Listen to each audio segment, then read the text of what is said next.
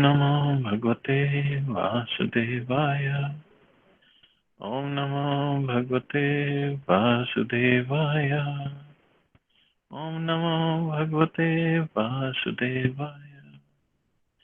Narayanam Namaskritya Naram Chaiva Narottamam Devim Saraswatim Vyasam Tato Jayam Diriye Nashtiprayeshu Bhadreshu Nityam Bhagavad Sevaya Bhagavati Uttam Shloke Bhaktir Bhavati Naistiki. So continuing with the discussion on Srimad Bhagavatam, Canto 4, Chapter 21, Instructions by Maharaj Prithu, text number 13 onwards. Ekada asin mahasatra diksha tatra divokasam samajo brahma rishinam cha rajarshinam cha sattama.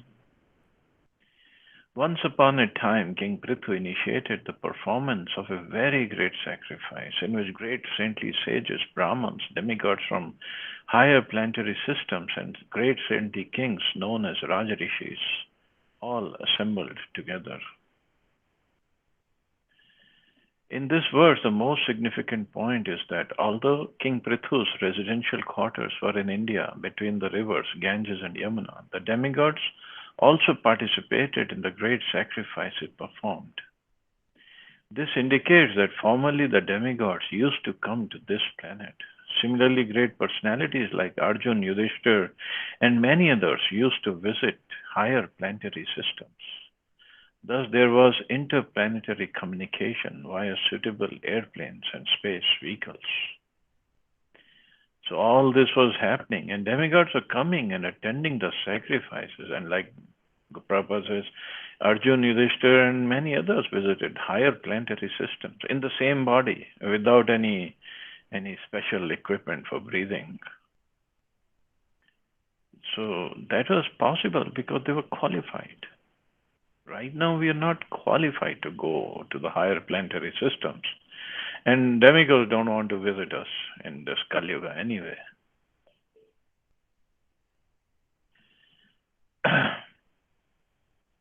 So, and also this land between Ganges and Yamuna, where King Prithu was residing and he was performing sacrifice, like Prabhupada mentioned in the previous verses, it was like either North India or Punjab, that area. So just imagine how auspicious that place is. Some place I read or I heard, I think, that was a place of Kurukshetra actually. Maybe I don't have any proof for it. So that is why Kurukshetra is considered such a dharma kshetra. That is why Krishna chose that for the battlefield, Mahabharata, between Kaurava and Pandavas. It could be. I never read it. It just heard. But that area, how auspicious, how pious that place is now. Tasmin arhatsu sarveshu swarchiteshu yatharhatah uthita sadaso madhe taranam uduradiva. In that great assembly, Maharaj Prithu first of all worshipped all the respectable visitors according to their respective positions.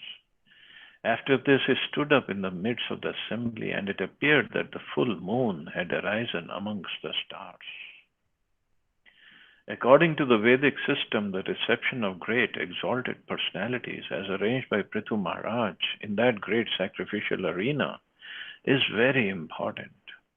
The first procedure in receiving guests is to wash their feet, and it is learned from Vedic literature that one time when Maharaj Yudhishthira performed a Rajasuya Yajna, Krishna took charge of washing the feet of the visitors. Similarly, Maharaj Prithu also arranged for the proper reception of the demigods, the saintly sages, the Brahmins, and the great kings. So this was a real Vedic system. You wash the feet of the guests, all the guests. And Krishna himself took charge of washing the feet of visitors during Maharaj Yudhishthir's Rajasuya sacrifice. The same sacrifice when he killed Shishupal.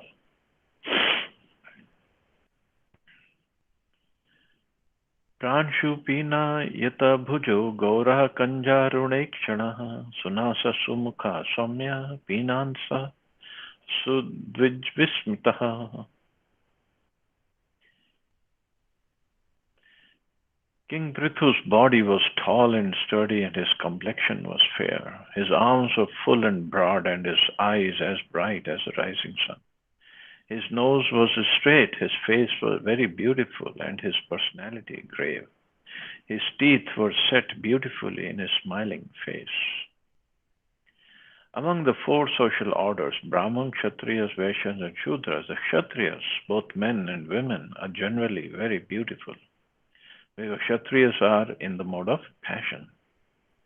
As will be apparent from the following verses, it is to be concluded that not only were Maharaj Prithu's bodily features attractive as described here, but he had specific, all auspicious signs in his bodily construction.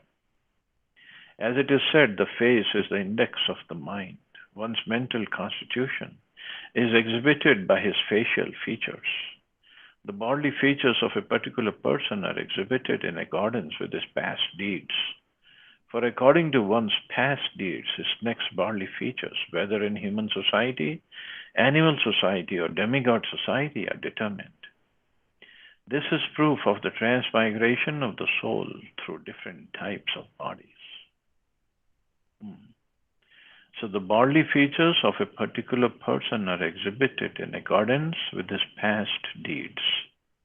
For according to one's past deeds, his next bodily features, whether in human, animal, or demigod society, are determined.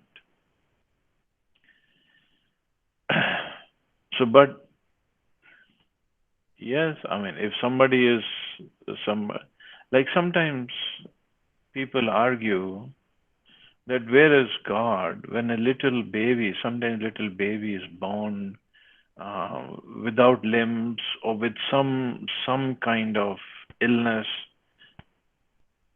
genetical problem or something. So they always argue, where is God? What did this baby do in this life? He hasn't done anything. He just came out of the womb of his mother. But definitely he must have done something in the past life. So that is why the baby is suffering in this lifetime. Of course, it's very tragic and very sad situation to see babies like that. And really, if somebody wants to really see the problems of the material world, I would suggest go to two places, hospitals and crematoriums. Being like president of ISKCON temple, I had to visit both the places, and it's very, very heartbreaking to see, especially in hospital, to see little babies as patients. Little babies. They're suffering, and the parents cannot do anything, and the babies can't even tell what exactly is wrong with them. And they're suffering.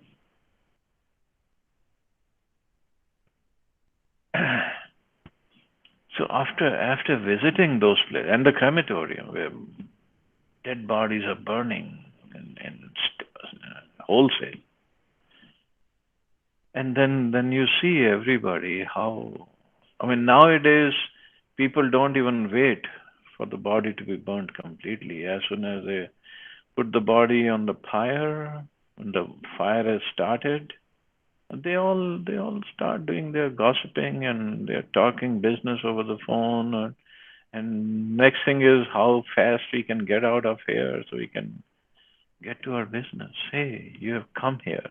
This is a place where we learn things. Everybody is going to come here. Everybody, no matter how much business you're doing, crores and crores of rupees you're making, you're going to end up here only. And next body, we don't know. So why don't you work on that? But no, it's just not important at all for people these days.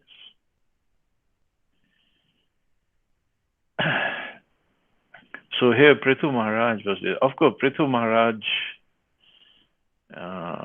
he is a pure devotee, so he is not born because of his previous pious activities. So he had such a beautiful body. He is a pure devotee. He is not born because of his karmic thing. Vyudvaksha Brihachonir Vali Valgud Lodaraha Avartana Bhirojasvi Kanjanorurud Gripat. The chest of Maharaj Prithu was very broad, his waist was very thick, and his abdomen, wrinkled by lines of skin, resembled in construction a leaf of a banyan tree. His navel was coiled and deep, his thighs were of golden hue, and his instep was arched. Instep was arched. There are, from the Barley construction, there are some signs by which it is known. It can be said this person is a great person, great personality. Like from in Chaitanya Charitamrita, Chaitanya Mahaprabhu's bodily description, it is mentioned, okay, these are the signs of a great personality. And all these are mentioned over there. I don't remember exactly what it was, but here Prithu Maharaj's body is being described. And if it was not important, I don't think Sudha Goswami or Matthew Rishi would spend time describing the physique of Prithu Maharaj. It is important. Sukshma Vakra Sita Snigdha Murdaja Kambu Kandhara Mahadhane Duku Lagreya Paridhayopaviyacha. The black, slick hair on his head was very fine and curly, and his neck, like a conch shell, was decorated with auspicious lines. He wore a very valuable dhoti, and there was a nice wrapper on the upper part of his body.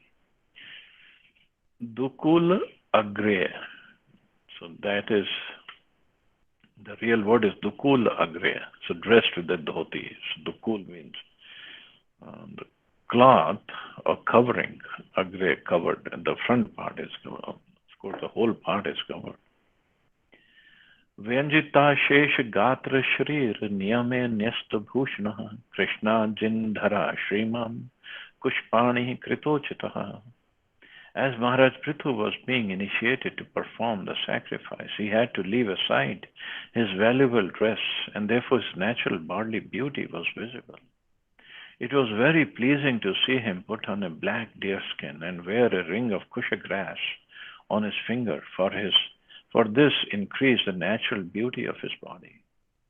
It appeared that Maharaj Prithu observed all the regulative principles before he performed the sacrifice. Shishira snigdha taraksha samekshat samantataha uchivani dam urvishaha sadaha samharshayan iva. Just to encourage the members of the assembly and to enhance their pleasure, King Prithu glanced over them with eyes that seemed like stars in a sky wet with dew. He then spoke to them in a great voice. So he spoke to the whole assembly in a great voice. Charu chitra padam shlakshnam rishtam gunam viklavam sarvesham upakarartham tada anuvadanam iva. Maharaj Prithu's speech was very beautiful, full of metaphorical language, clearly understandable and very pleasing to hear. His words were all grave and certain. It appears that when he spoke, he expressed his personal realization of the absolute truth in order to benefit all who were present. Maharaj Prithu was beautiful in his external bodily features, and his speech was also very glorious in all respects. His words, which are nicely composed in highly metaphorical, ornamental language, were pleasing to hear and were not only mellow, but also very clearly understandable and without doubt or ambiguity. So this is a sign of a great personality. His words, which are very nicely composed in highly metaphorical, ornamental language. Rajuvacha sabhya shranut bhadram vah sadhvoya iha gatah satsu jigyasu bhir dharmam avedyam samanishitam. King Prithu said, O gentle members of the assembly, may all good fortune be upon you. May all of you great souls who have come to attend this meeting kindly hear my prayer attentively. A person who is actually inquisitive must present his decision before an assembly of noble souls. In this verse, the word sadhva, all great souls, is very significant. When a person is very great and famous, many unscrupulous persons become his enemies, for envy is a nature of materialists. When a person is very great and famous, many unscrupulous persons become his enemies. Because there's no point in becoming enemy of a beggar or somebody who has nothing. Nobody becomes his enemy. Nobody envies him because his position is so low. For any materialist to even bother wasting his time on such a person. That is why Chaitanya Mahaprabhu said, Trinadapi Shunichena. Become humble, more humble than a blade of grass. Nobody becomes envious of blade of grass. So a person who is humbler than the blade of grass, who's going to become envious of it? Of course, a devotee, when he is humble and tolerant and doesn't expect respect from anybody else and still gives respect to everybody, he becomes very highly respected by others. And because of that reason, people become envious of him. He might be humble, he might be very tolerant, but still, materialists or other persons, could be devotees also, but we all have material conditioning, material mentality. So we just look for something and then we become envious of that person. Whatever maybe he is doing good in bhakti, maybe he is learned, very learned, maybe he sings well, maybe he does some other devotion service very nicely. So people become envious. We do become envious. And this is what Prabhupada said, many unscrupulous people. Unscrupulous means those who don't have proper judgment. They become envious. And then they start committing Vaishnava Aparadha. Of course, the devotee who's undergoing all these tribulations, he still thinks it's because of something I did. That's why I'm suffering. Oh, Krishna is giving me a chance to become more humble. Maybe I wasn't humble enough. Maybe I was too arrogant, too proud of my achievements. So Krishna wants me to become more humble. So devotee can forgive, but Krishna doesn't forgive the person who is committing offenses.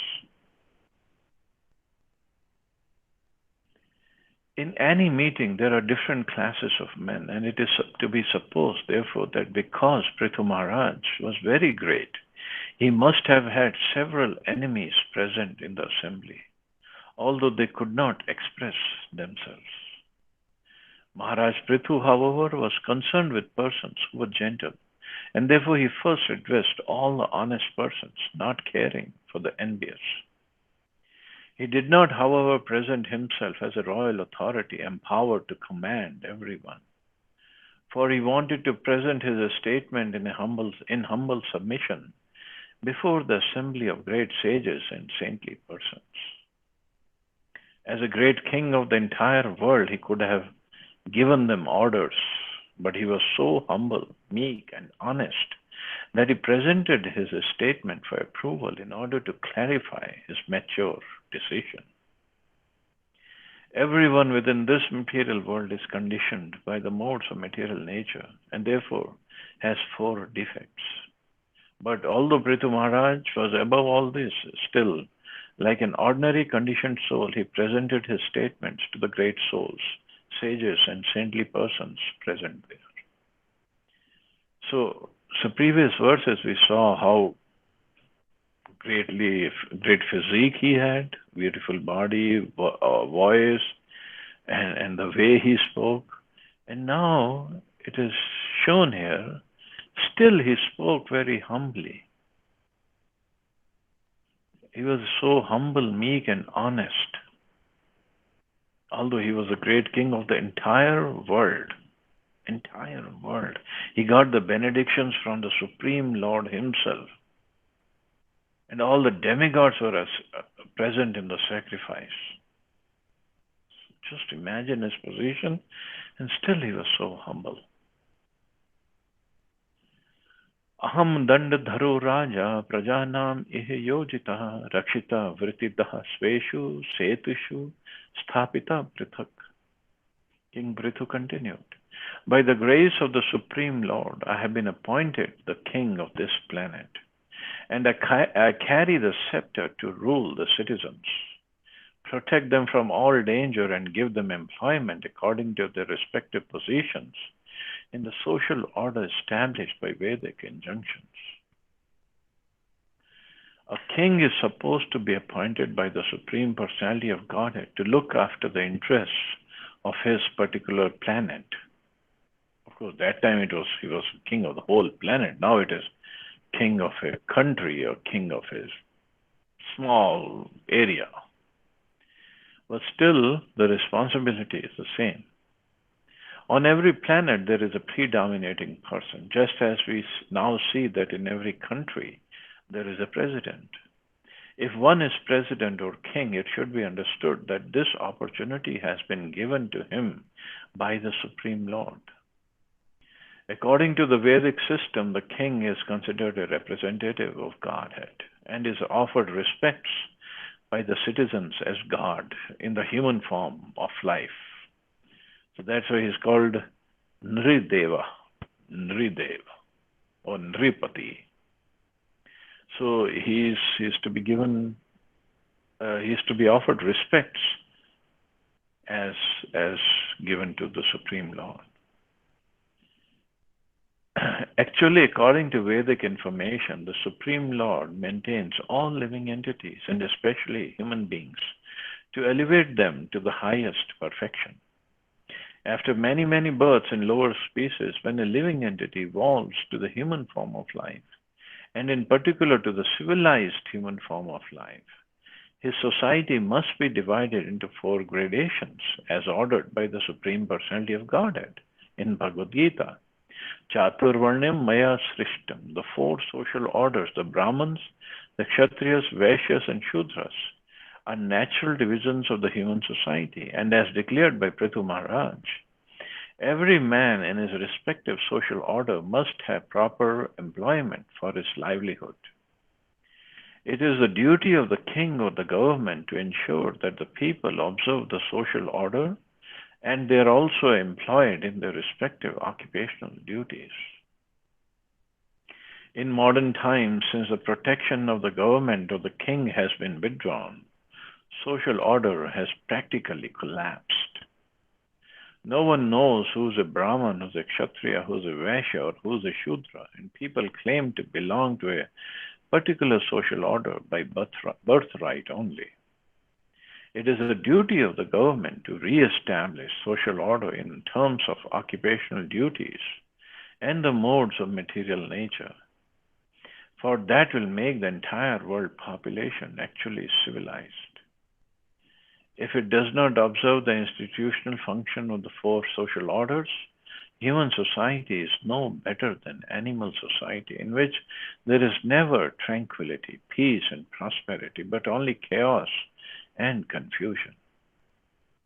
Maharaj Prithu, as an ideal king, strictly observed the maintenance of the Vedic social order. So in the shloka, Maharaj Prithu said, so it's a duty of the king to protect the citizens from all danger and give them employment according to their varna and ashram.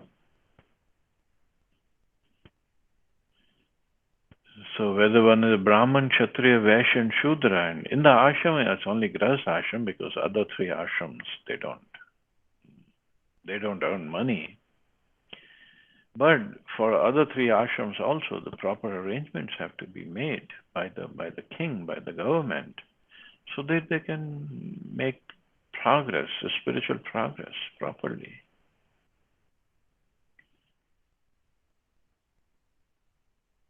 Prajayate iti praja. The word praja refers to one who takes birth. Therefore, Prithu Maharaj guaranteed protection for Prajanam, all living entities who took birth in his kingdom. Praja refers not only to human beings, but also to animals, trees, and every other living entity. It is the duty of the king to give all living entities protection and food. The fools and rascals of modern society have no knowledge of the extent of the responsibility of the government. Animals are also citizens of the land in which they happen to be born, and they also have the right to continue their existence at the cost of the Supreme Lord. The disturbance of the animal population by wholesale slaughter produces a catastrophic future reactions for the butcher, his land, and his government. So even though we can claim that we have nothing to do with we didn't kill the bats and ate the bats or kill the snake and made their soup, so why this coronavirus is bothering us? So whether we admit it or not, we have been part of it. Not bat killing, but the animal slaughter, even in India. The number of cows that are killed in India is really astonishing. And this is supposed to be land of dharma. And in that land, if we are living, we are also part. We are also accomplice of that crime. And that's why we all are suffering.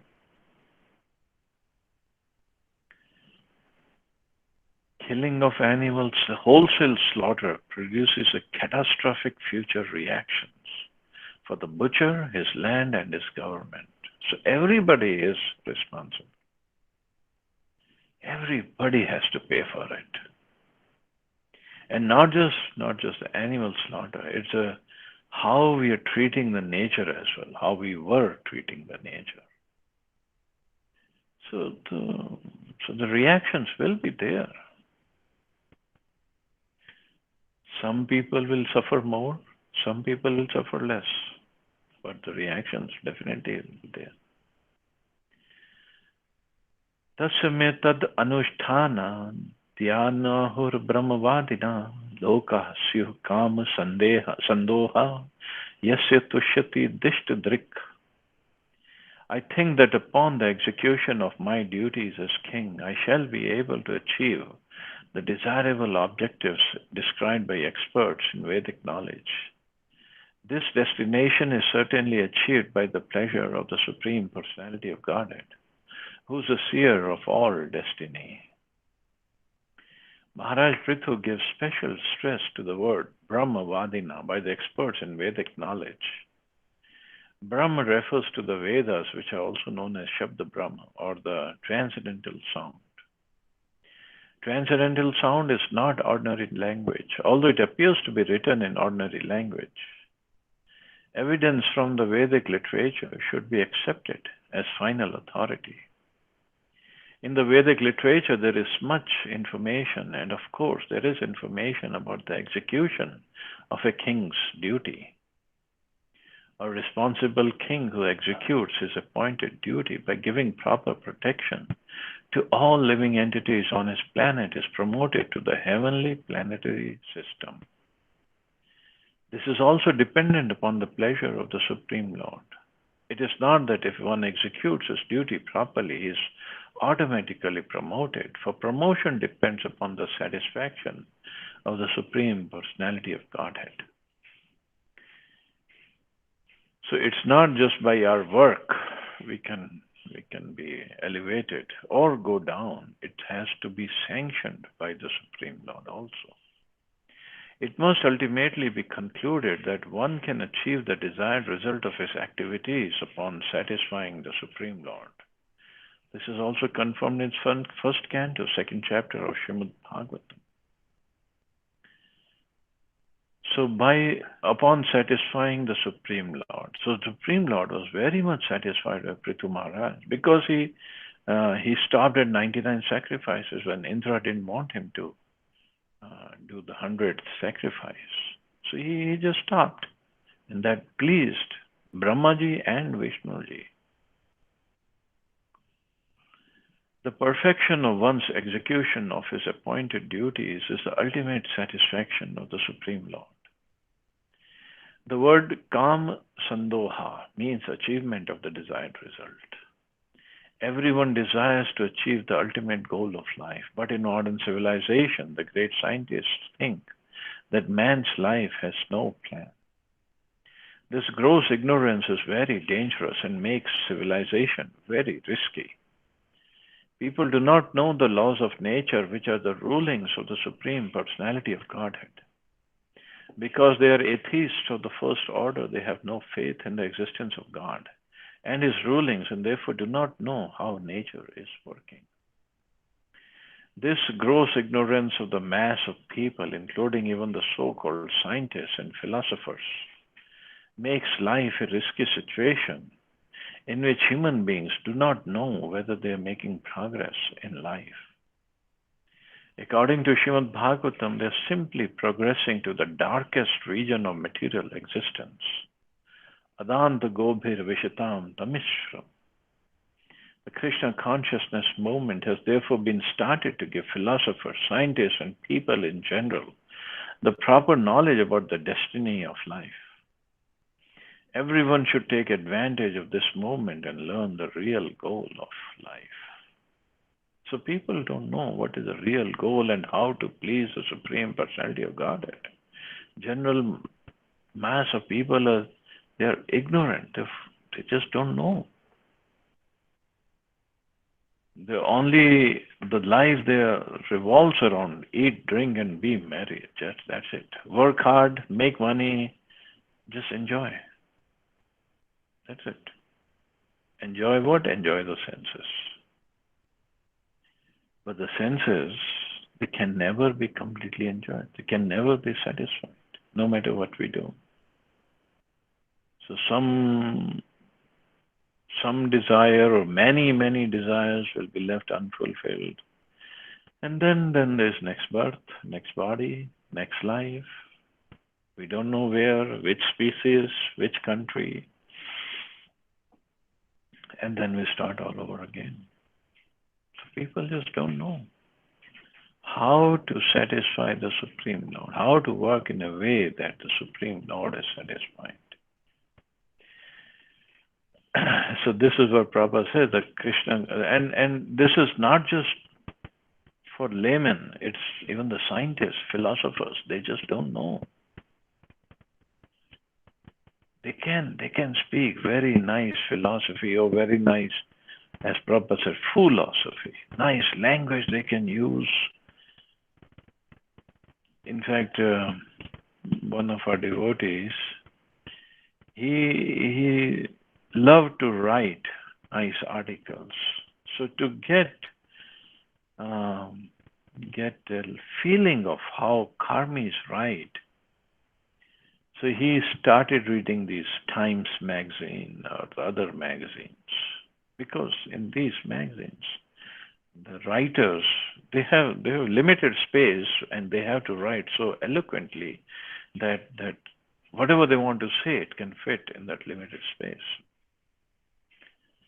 So he started reading, and after a while, he said, forget it. I'm not writing just to impress others. I'm not writing to defeat or to copy these writers of Times magazine. I need to write for the pleasure of Krishna. And because the problem was, when he was reading the Times magazine every day for a couple of hours, he said, my mind was so disturbed, I couldn't even concentrate on my chanting.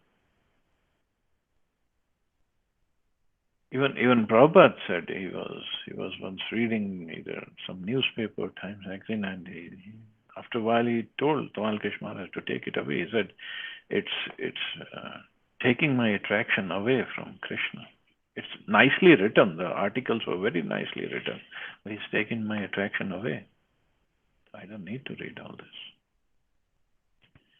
So the people in general, they just don't know.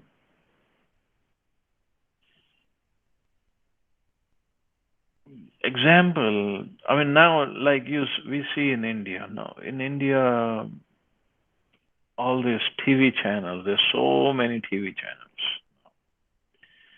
so many news channels,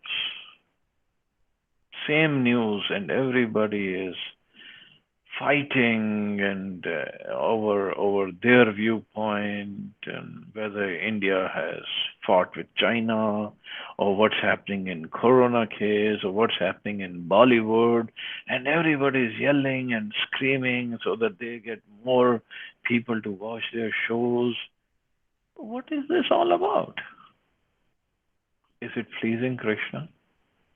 No.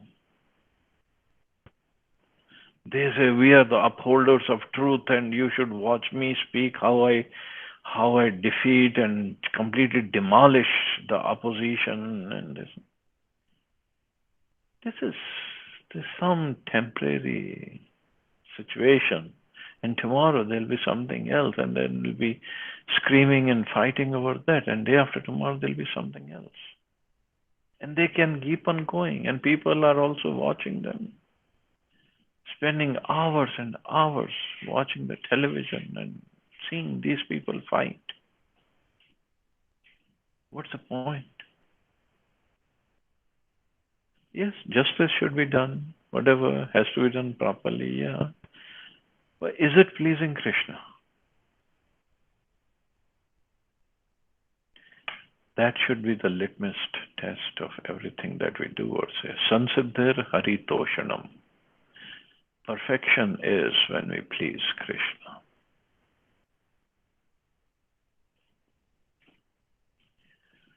Ya udhret karam raja praja dharmeshva shiksha prajanam shamalam bhukte bhagam cha swam jahati saha. Any king who does not teach his citizens about their respective duties in terms of varna and ashram, but who simply exacts tolls and taxes from them is liable to suffer for the impious activities which have been performed by the citizens.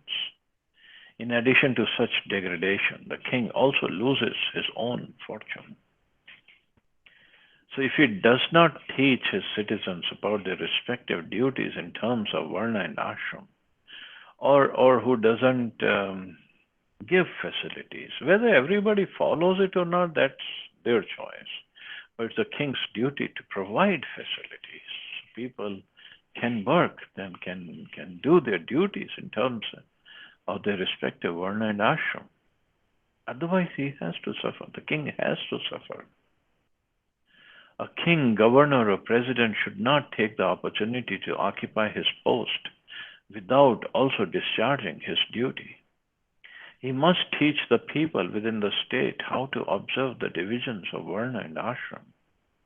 If a king neglects to give such instructions and is simply satisfied with levying taxes, then those who share in the collection, namely all the government servants and the head of the state, are liable to share in the impious activities of the general masses. Wow. So not just the king, all the government servants and the head of the state.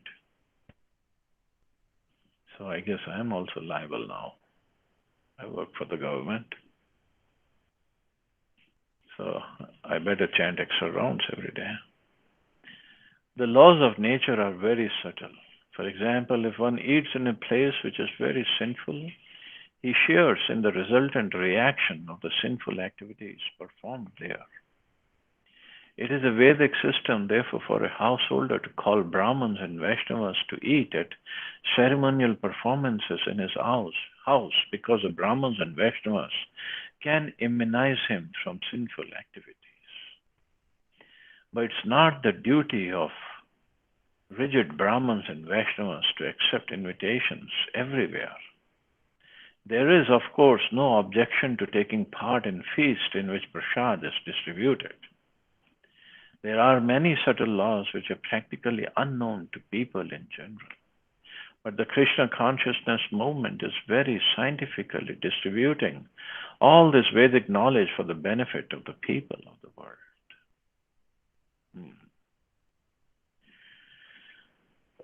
So all the government servants and the head of the state, they all are liable. And then secondly, Prabhupada is saying, the laws of nature are very subtle. For example, if one eats in a place which is very sinful, so better not go and eat in the restaurants, especially non-vegetarian restaurants, even if we are vegetarians. He shares in the resultant reactions of the sinful activities performed there. So now everybody don't get too scared. First of all, if we make the payment at that place, so that nullifies the karma. Some of the karma, of course. It's still sinful to go and eat in such a place. It can contaminate our consciousness. Because the person who's cooking, first of all, and then the utensils he is using, it could be contaminated. So for that, we have to immune our consciousness in the first thing in the morning by chanting Hare Krishna, 16 rounds minimum every day. So very, very important. It's not that because I've chanted I can go and eat anywhere. No. But even in an emergency case, if I have to eat, I'm protected. And then definitely it's always good to chant extra rounds to help us more. And then Prabhupada says, it's a duty or system for a householder to call Brahmins and Vaishnavas to eat at ceremonial performances in his house, because the Brahmins and Vaishnavas can immunize him from sinful activities.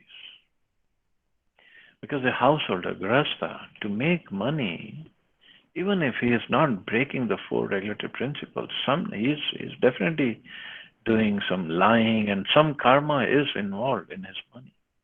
In fact, so much so, of course, Prabhupada says, until it's in the feast, it is prasad is distributed. There was an ashram, and of course it's an ashram, so sadhus lived there. So one day they had a nice feast.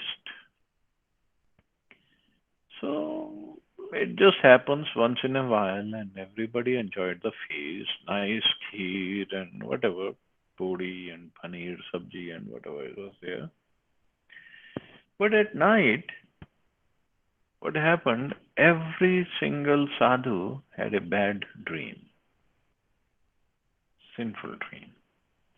So they were surprised in the morning when they got up. They were discussing, we never had this kind of dream before.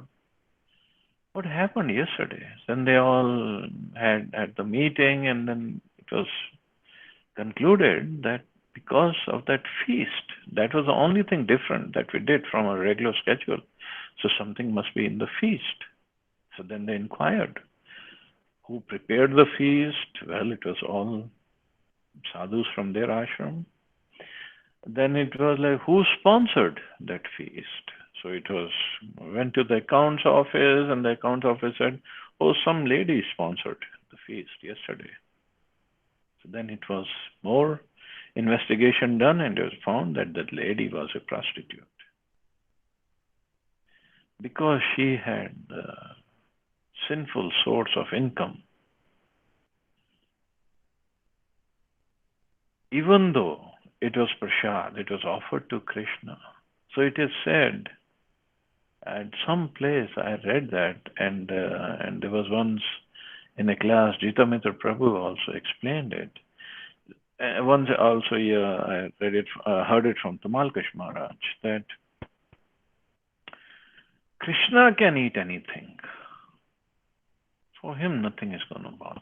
He's like, uh, he can purify anything. It's just like sun can purify. Even if the sun rays go on a place where somebody has passed stool and urine, sun rays can purify that place, and sun is not going to get affected. But we do, because with what consciousness we are trying to eat that food, whether in the mood of enjoying or in the mood of service or in the mood of honoring that prasad. So we can get affected. So point is, it's not that we stop eating at anybody and everybody's house. Then either we have to just go to Vrindavan and live in a forest under a tree. If we have to live in the city, if we have to preach, if we have to mix with people, then all we have to do is immunize ourselves. Just like we are immunizing ourselves from coronavirus, we immunize ourselves from all these items of bad consciousness. By keeping our vibration or our frequency higher, then we'll not go down. So chanting, reading, hearing, service, every single day is very, very important. Just like I think Radha Prabhu posted that article today, to go up, we have to, or to remain at our position, we have to work very hard. Otherwise, the mind, the modes of nature are always there to pull the consciousness, to mind down. So we have to work hard to keep it up. Just like a weightlifter, he works very hard to keep the weights up. Otherwise, weights will go down naturally because gravity is going to pull that down. So the modes of nature are there to pull everything down. We have to work hard to keep everything up. Our consciousness, our mentality, our health, everything. So we have to work hard. So this is why Prabhupada is saying this. So there are many subtle laws which are practically unknown to people in general. So subtle laws are: do not eat off of somebody else's plate. Unless until he's a senior Vaishnava and we want to get some prasad, and that too by his permission we should take. But otherwise, just because it's a habit, or we think we are showing solidarity or friendship if we are eating together from the same plate. No, we are transferring karmas if we do that. So it's not a good habit. In the family, among the family members, husband, wife, children, that's a different story. But from others, let's not do that. And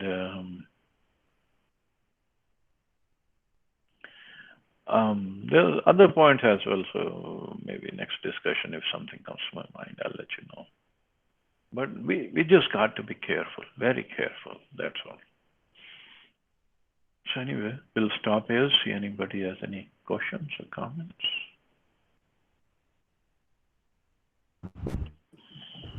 Hare Krishna, Prabhuji. Hare Krishna. Prabhuji, I have a question on, little controversial, but this is, I've seen, everybody must have heard of Dr. Zakir Naik. He's not here in India, he's just somewhere in Malaysia. Once somebody asked him a question, cremation and burial, which one is, better? Which one is better, cremation or burial? What did he That say? was the question to him. And started with cremation thing, and he said it creates a lot of pollution because the smoke goes out on the environment and it pollutes it. Whereas burial, if you put like for 1-2 years that body like everything just goes off because bacteria eats it, and that land is again it's a you can cultivate something on that land, which is quite nasty uh, uh, information which he gave. I mean, how will you cultivate on a burial land? It's absolutely gone case. It's a Kabristan, it's a burial ground. Nobody has produced anything on that thing. So my question to you, coming to a very specific thing, cremation, because it generates a lot of smoke. Is it really a very not doing thing or something, like, because smoke is not good for environment? See, cremation is not just burning the body. There's so many mantras are chanted along with cremation. So that purifies the place. And also, according to Vedic system, so five elements, the gross body is burnt, subtle body goes with the soul. So the gross body that is burnt, made of earth, water, fire, air, ether. So when we cremate, all the elements go to different. Earth goes to earth, water, water. They all merge in the original pradhan. So it means then the body is ready to be produced again because elements are there now. And when we bury the body, so what happens after burial? The insects eat that body. So insects eat that body. Of course, it takes long time because the coffin is strong, and the insects have to go through the coffin, reach the body, eat up the body, the flesh, the bones. It takes longer time for the bones, and especially the teeth. They take very long time to be eaten up by the insects. So it's basically, it creates a mess in that area. And as you said, it's not fit for cultivation of crops. So what they do now Christians also bury the body and Muslims also bury the body. So what do? They take off the body after a few years and keep the place ready for next burial because the place is, there's limited space. Earlier, when they were in the desert, there was sand everywhere, and they had no trees where they could cut down for the cremation. That's why probably Muhammad, he said, okay, you bury the body. And once you bury the body in hard sand, maybe it would take lesser time for it to decompose. But not anymore, not in India or other places. It's not scientific also because you're burying the body. Suppose somebody died because of, say, coronavirus, and we are burying the body with coronavirus. The virus is still there. It can get transmitted to other people. So cremation is always considered better. Now with less number of trees because of deforestation, it's okay to cremate the body in that electric way, but somehow we had to cremate, and even the scientists are saying it's more pure. It's actually purifying the air if you cremate the body because of the mantras that are chanted along with cremation. Is that okay? Yep, Prabhuji. Thank you.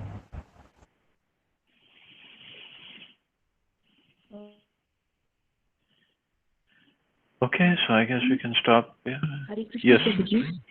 Yes, I ma'am. have Dandavat Pranam. I have one question. I've seen many people from Jain. Say again. So I I have heard missed from it. a Jain people that they donate their bodies. They donate the bodies to the.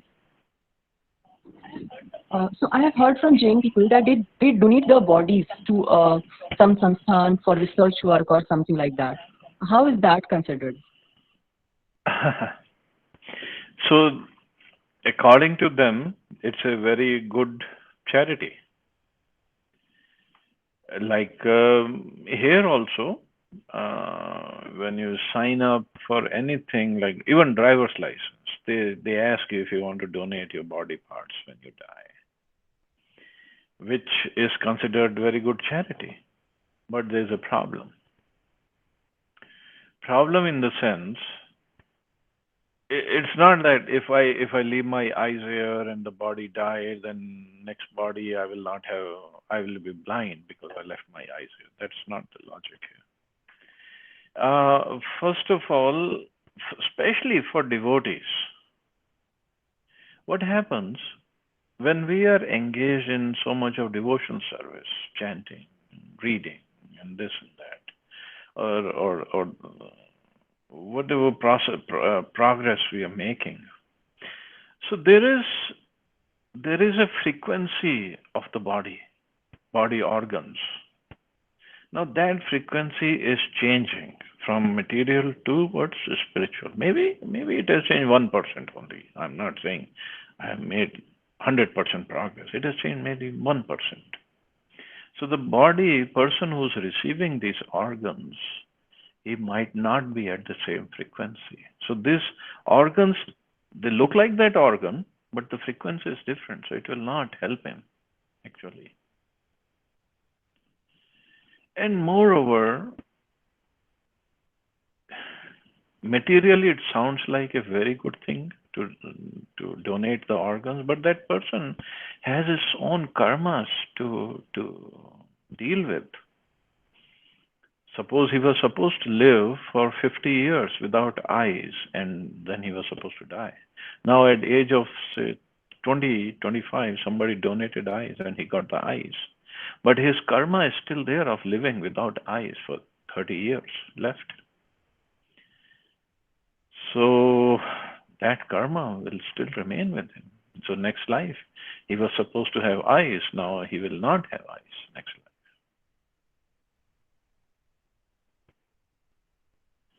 So charity, like in Gita, Krishna says, charity is, we have to see. Donating eyes is good, but better than that is to make everybody a devotee so that the karmas are wiped out. So among Jainis, that could be the procedure they follow, or the system, but rest of the body has still to be cremated. It's not like every part is used. So rest of the body is still to be cremated. And among the Parsis, they throw the body to the vultures, for the vultures to eat. They think, oh, well, at least the vultures will have their stomach full. But the problem in that, another problem with burying the body, the soul is still attached to the body. Attached means no physical attachment, but throughout this life, I'm thinking I'm this body. So the attachment is there when still the soul is out of the body, but the attachment is there. And that is why when it becomes too much attachment, then the soul becomes a ghost. Because he's attached to the body, he'll be around that body where the body is buried. So cremation takes away this connection, takes away. All the connections are gone. There's no more body left. So what is bear going to be attached to? So it's better to cremate the body and be done with any karmic attachment, karmic reactions, and move on.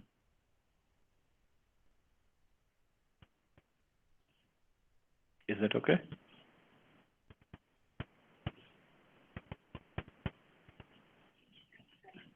Yes, Prabhuji, thank you very much.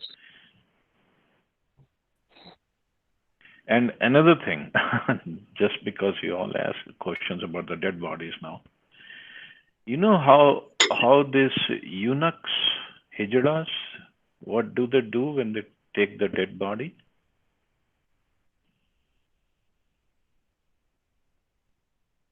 They take the dead body, just like in Hindus they go, well, the tradition is gone now, the Ram Nam Satya hai, they used to do that. That tradition is almost over. The hijiras, the eunuchs, they take the dead body, they drag the dead body, and the people who are behind, they keep on beating the dead body, and they drag the dead body to the cremation ground. Why? So that he doesn't take birth in a eunuch body again. The soul, they know, is still there and is looking, and they beat him up, beat up the dead body so that the soul does not take the hijra or eunuch body again.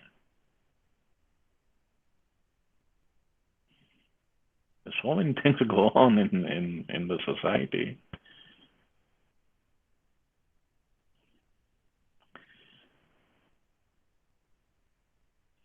At least you guys have a daytime, mine is nighttime. I have to sleep. I hope I'm not thinking of all the dead bodies now.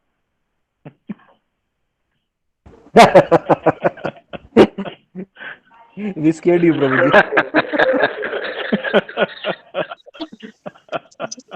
Sorry, Prabhuji. Sorry, Prabhuji. I better chant a couple of rounds before I go to sleep.